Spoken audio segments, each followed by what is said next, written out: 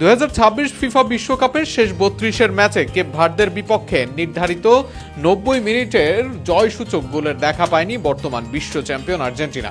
অথচ 88তম মিনিটে পেনাল্টির আবেদন করেছে তারা।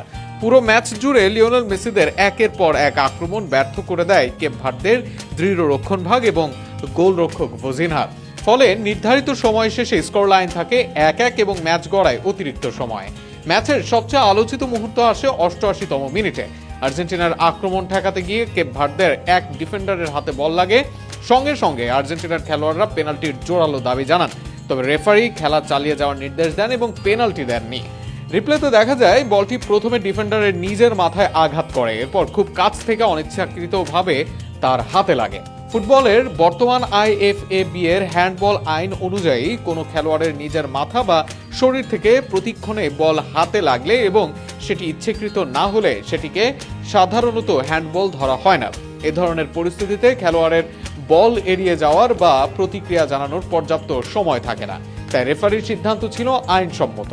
এই সিদ্ধান্তে আর্জেন্টিনার খেলোয়াড় ও সমর্থকদের মধ্যে হতাশা দেখা দিলেও খেলা চলতে থাকে। অন্যদিকে পুরো ম্যাচ জুড়ে মেসি ছিলেন আর্জেন্টিনার আক্রমণের মূল ভরসা। ফ্রিকিক, দূরপাল্লার শট এবং বক্সের ভেতরে একাধিক সুযোগ তৈরি করলেও কেপ ভার্দের গোলরক্ষক ভোজিনহা অসাধারণ সব সেভ করে দলকে ম্যাচে রাখেন। শেষ পর্যন্ত নির্ধারিত 90 মিনিটে 1-1 গোলের সমতার পর অতিরিক্ত সময় দুর্দান্ত গোল করেন সেন্টার ব্যাক লিসান্দ্রো মার্টিনেজ।